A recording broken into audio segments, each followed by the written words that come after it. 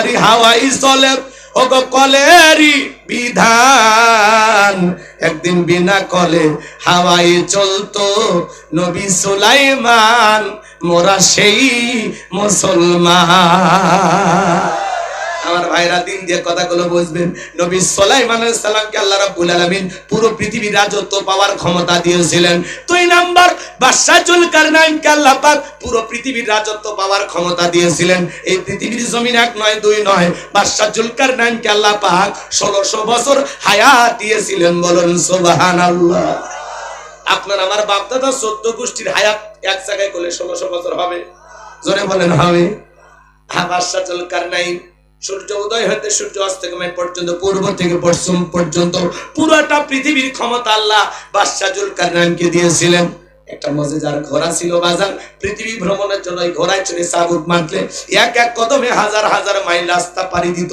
ইয়াজুজ মাজুজের যে ঘটনা আপনারা শুনেছেন, বিশাল একটা প্রাচীর নির্মাণ করে দিয়েছিল যেই বাদশা, সেই বাদশার নাম বাদশা জুলকারনাইন। আল্লাহু আকবার। অনেক কথা আছে, ওইদিকে বলা যাবে না বাজান গো, আমার লম্বা হবে না, আমার একটা টার্গেট আছে, সেই জায়গায় যেতে হবে। তাহলে 2 জন ইমানদার, একজন নবী সুলাইমান আর একজন হলো বাদশা জুলকারনাইন, আর 2 জন কাফেরকে আল্লাহ পাক পুরো পৃথিবীর রাজত্ব পাওয়ার ক্ষমতা দিয়েছিলেন। এর মধ্যে একজন জালেম বাদশা, নাম হলো বখতেনাসর। কোন অপরাধ আছে ভাই? জোরে কোন ভাই আছে? নাই। তাহলে নবীজি কি অপরাধ? নবীজির কোনো অপরাধ নেই। নবীজি কালেমার দাওয়াত দেয়, ইসলামের প্রচার প্রসার করে, এক আল্লাহর প্রতি মানুষকে আহ্বান করে। এটাই কাফেরদের মাথা ব্যথার কারণ, এটাই ওদের সহ্য হইতো না। ওরা বলতো আমরা 33 কোটি দেবতা মানি, তাই যত সমস্যা। এর এক আল্লাহকে মানলে সব সমস্যার সমাধান, এটা ওরা বিশ্বাস করতো না। কথা কি বুঝতে পারছেন বাজান? এইবার নবীজির মাথা নেওয়ার জন্য মদিনার পথে রওনা করলেন। আল্লাহ তাআলা এই খবর বিশ্বনবীর কান পর্যন্ত পৌঁছায় দিলেন। নবী গো, মক্কার মহাবীর আমর আপনার মাথা নেওয়ার জন্য রওনা করেছেন।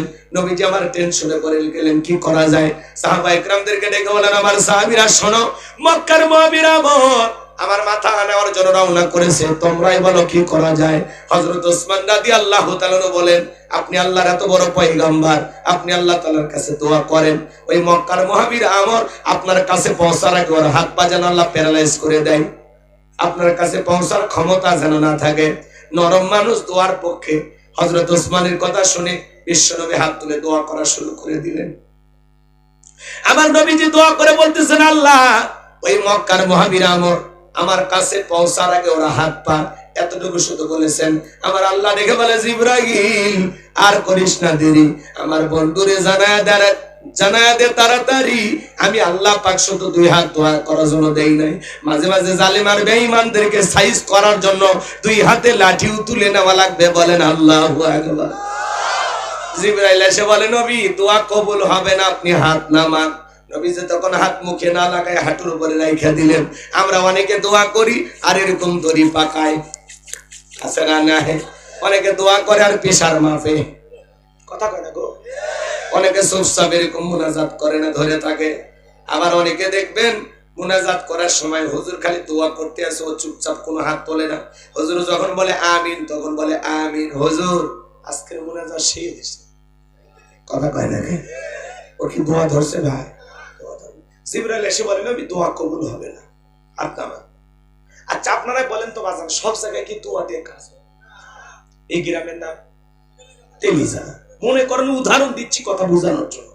এই গ্রামে প্রত্যেকদিন চুরি হচ্ছে, গরু চুরি হয়, ছাগল চুরি হয়, টাকা পয়সা চুরি হয়, এমনকি সুন্দরী বউটাও চুরি হয়। চুরির অত্যাচার এই গ্রামে থাকা কঠিন হয়ে গেছে। একজন রায়গঞ্জ বাজার থেকে 10 কেজি জিলেপি নিয়ে এসে মসজিদের হুজুরকে দিয়ে বলতেছে, হুজুর একটু দোয়া করে, চোরের হাত থেকে যেন আল্লাহ গ্রামের মানুষকে হেফাজত করে। এইবার জিলেপির গন্ধ পায়া চোরও মসজিদে ঢুকছে। কথা কয় না? হুজুর যখন মুনাজাতে ধরছে, আল্লাহ চোরের হাত থেকে তেলিজানা গ্রামের মানুষকে তুমি হেফাজত করো, চোরও জিলেপি খাবার হাত তুলে বলে আমিন আমিন আমিন। ওই জায়গায় ইমাম সাহেব যদি দোয়া না করে বলতে, এই তেলিজানার যুবকেরা তোমাদের গ্রামে ঢোকার 4টা রাস্তা আছে, এই 4 রাস্তার মোড়ে মোড়ে মাগরিব থেকে ফজর পর্যন্ত বাংলার লাঠি, বাঁশের লাঠি নিয়ে দাঁড়ায় থাকবা। চোরকে দেখা মাত্রই ওই লাঠি দিয়ে এমন পিটান পিটাইবা 6 মাসে যেন মাজা সোজা না করতে পারে। চোরকে হাত তুলে আমিন কইতো নাকি তওবা করে ভালো হয়ে যেত। এজন্য চুরি বন্ধ করতে হলে লাগবে শক্ত আইন। কথা কয় না, কথা কয়।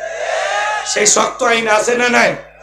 আমার আল্লাহ রাব্বুল আলামিন পবিত্র কোরআনুল কারীমের ভিতরে ১৫০০ বছর আগে আইন দিয়ে আমার আল্লাহ পাক বলেন, ওয়াসসারিকু ওয়াসসারিকাতু ফাকতুউ আইদিয়াহুমা জাযাআম বিমা কাসাবা নাকালাম মিনাল্লাহ।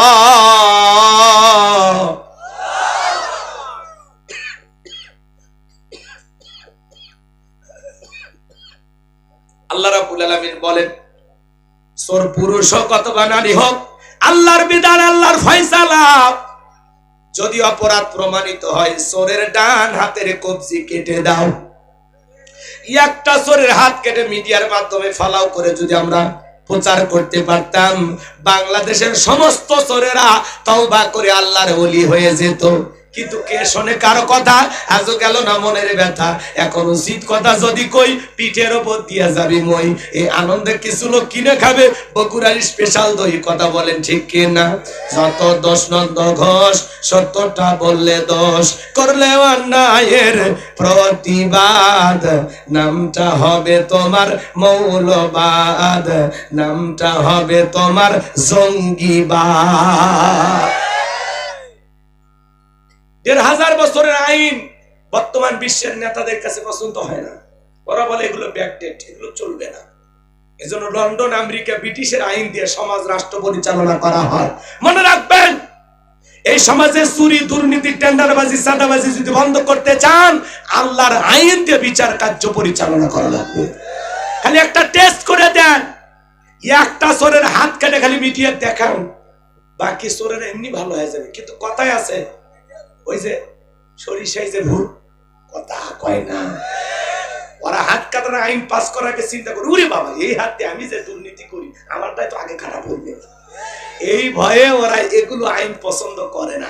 এত প্রশাসন লাগে, খালি আল্লাহ তুই একটা আইন চালু করেন না, একটা খালি টেস্ট করে দেখেন, পুরো বাংলাদেশ ক্লিয়ার হয়ে যাবে।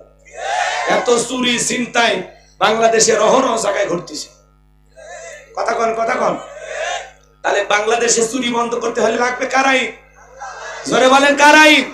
এই জমিনে আল্লাহর আইন চালু হোক। কারা কারা আছেন হাত তুলে দেখেন। লিল্লাহি তাকবীর। আল্লাহ এই জমিনকে কোরআন আর ইসলামের জন্য কবুল করুন। জোরে বলুন আমিন। আমার ভাইরা হাত নামান। যে কথা আমি বলতে চাচ্ছিলাম, গভীর মনোযোগ দিয়ে কথাগুলো শুনে যান। জিবরাইল ডেকে বলেন, নবী, সাহাবায়ে কিরামদের মধ্যে ঘোষণা করেন, আপনার সাহাবীদের মধ্যে এমন কেউ কি আছে যে মক্কার মুহাবির আমরের মোকাবেলা করবে? আমার নবী ডেকে বলেন, আমার সাহাবীরা শোনো, আল্লাহ তাআলা দোয়া কবুল করে নাই। তোমাদের মধ্যে এমন কেউ কি আছো যে মক্কার মুহাবির আমরের মোকাবেলা করবা? নবীর কোন সাহাবী দাঁড়ায় না, হযরত আলী দাঁড়িয়ে গেলেন। বলুন আল্লাহু আকবার। আমার নবী ডেকে বলে, আলী রে, তুমি ছোট মানুষ না বুঝে কেন দাঁড়াইছো? হযরত আলী বলে, আমি ছোট নাকি পরে বুঝাইতেছি। আল্লাহু আকবার কর। খালি আপনি দোয়া করে দেন। আমার নবী বলে, আলী তুমি বসো। তুমি কি জানো ওই মক্কার মুহাবির আমর একবেলা খাবার খাই 21 কেজি, 3.5 মণ ওজনের তরবারে যুদ্ধ করে। এত বড় বীরের সামনে যায় না, তুমি বসো। নবীজি দ্বিতীয়বার বললেন, আবার হযরত আলী দাঁড়িয়ে গেছেন। নবীজি তৃতীয়বার বললেন, আবার হযরত আলী দাঁড়িয়ে গেছেন। নবী তখন দুইটা হাত বাড়ায় বলে, আলী রে, আয় আয় আমার কাছে আয়। এই কথা বলে বিশ্ব নবী আলীকে বুকের সঙ্গে জড়ায় নিল আর ডেকে বলে, আলী, এত বড় বীরের সামনে যাইতে চাস, তোর কি জানে মায়া দয়া নাই? হযরত আলী ডেকে বলে, নবী, আপনি শুধু আমাকে দোয়া করে ছেড়ে দেন, ওই আমর চেহারা দেখার আগে ওরে আমি জমিন থেকে বিদায় করে দেব। আমার নবী ডেকে বলে, আলী, খালি হাতে দোয়া করলে হবে না। ওসমান, তোমার বাড়িতে কি তরবারি আছে? হযরত ওসমান বলে, আমার বাড়িতে তরবারি আছে 27 ইঞ্চি লম্বা।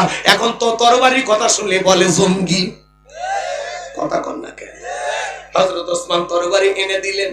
বিশ্বনবী হযরত আলীর হাতে তরবারি ধরায়া দিলেন। হযরত আলী তরবারি পায়ে মারছে দৌড়, দৌড়াইতে দৌড়াইতে আমরের মুখোমুখি হয়ে গেছে। এইবার হযরত আলীকে দেখা মাত্রই আমর ডেকে বলে, কি রে আলী, তুই কেন আমার সামনে? হযরত আলী বলতেছে থামো, কেন আসছি পরে বলতেছি। এই কথা বলে তরবারিতে তাক টানতেছেন আর একটা দোয়া পড়তেছেন। এই দোয়া পড়ে যদি বাড়ির চতুর্দিকে ফু দিতে পারেন, বড় বড় দুর্ঘটনার হাত থেকে আল্লাহ আপনার পরিবারকে হেফাজত করবেন। আল্লাহু আকবার বলেন। হযরত আলী কি করতেছে? তাক টানতেছে। খেলায় নামার আগে সীমানা দেয়া লাগবে না? এইবার তরবারিতে এরকম দাগ টানতেছে, আগ টানতেছে, দাগ টানা আগ টানা, বুঝেন তো? এরকম দাগটা টানার পরে তরবারিটা উঁচু করে বলতেছে, এই কাফেরের বেটা, আমর তোর যদি সাহস থাকে দাগটা পার হইয়া নবীজির কাল্লা নিতে যা। এ আয় আয়, খেলা হবে, আয় আয় আয়। আল্লাহু আকবার বলেন, একটু জোরে বলেন আল্লাহু আকবার। হ্যাঁ, হযরত আলী ধমক খাইয়া ওর অন্তরের কলিজের পানি শুকে গেছে। একটা আওয়াজে অনেক কিছু ঘটে। কথা আছে ছোট মরিচে ঝাল বেশি। বাড়িতে ঢুকছে চোর, বাড়িওয়ালা ল্যাংরা, দুটা পা নাই, কিছু না পারুক, যদি বাড়িওয়ালা খালি ভিতর থেকে আওয়াজ দেয়, কেন চোর থাকবি না, ভাগে দৌড় মারবি। একটা আওয়াজে অনেক কিছু। মুসলমান যখন তাকবীরের ধ্বনি দিবে, লিল্লাহে তাকবীর, আল্লাহু আকবার, বেঈমানেরা ঘরে ঢুকবে, বিলের মতো মেও মেও করবে, সামনে আসার সাহস দেখাবে। বীর পুরুষ মুসলমান মাথা উঁচু করে বেঁচে থাকার জাতি। কথা বলেন না কেন? আমরা মাথা নিচু করে বেঁচে থাকার জাতি না। এই জন্য বাঁচলে সিংহের মতো বাঁচবো, বিড়ালের মতো 500 বছর হায়াত দরকার নাই, সিংহের মতো 1 ঘন্টা জমিয়ে টিকে থাকতে চায়। আল্লাহ আমাদেরকে বীর মুসলমান হিসেবে কবুল করুন। জোরে বলুন আমিন। আল্লাহ আমাদের অন্তরের সাহস বৃদ্ধি করে দেন। জোরে বলেন আমিন। কষ্ট হয় আপনাদের? হযরত আলী আর আমর বাজা বাজা ভাব, পুরো ঘটনাটাই শুনবেন। কি ভাল লাগতেছে? বলবো বলবো? কারা কারা শুনবেন হাত তোলেন তো বাজান। লিল্লাহি তাকবীর। আপনা মানবার ভাইয়েরা, আমি যে কথা বলতে চাচ্ছিলাম বাজান, পুরো পৃথিবীর ক্ষমতা আল্লাহ কয়জনকে দিয়েছিল? কয়জন? 4 জন। এর মধ্যে 2 জন ইমানদার, 2 জন হলো কাফের। 2 জন ইমানদারের মধ্যে একজনের নাম হলো নবী সুলাইমান, যাকে আল্লাহ রাব্বুল আলামিন পুরো পৃথিবীর রাজত্ব পাওয়ার ক্ষমতা দিয়েছিলেন। বলুন আল্লাহু আকবার। নবী সুলাইমানের ইতিহাস ঘটনা যদি বলতে যাই বাজান, অনেক লম্বা সময় হবে। এত সময় আপনাদের হাতেও নাই, আমার হাতেও নাই। নবী সুলাইমান আলাইহিস সালামকে আল্লাহ রাব্বুল আলামিন বিশাল ক্ষমতা দান করেছিলেন। কথা বলেন ঠিক কি না? নবী সুলাইমান আলাইহিস সালামের এদিক খেয়াল করেন, আল্লাহ একটা মুজিজার আংটি দিয়েছিলেন বাজান। মানব দানব জিন ইনসান সকলে হুকুম মানতে বাধ্য, এমনকি বাতাস পর্যন্ত তার হুকুম মানতো। আল্লাহু আকবার বলেন। আল্লাহ তাআলা তাকে একটা সিংহাসন দিয়েছিল, বাতাসকে অর্ডার করা মাত্রই যেখানে যাইতে ইচ্ছা করতেন মুহূর্তে বাতাস সেই জায়গায় পৌঁছায় দিত। আল্লাহু আকবার বলেন। এখন জাহাজ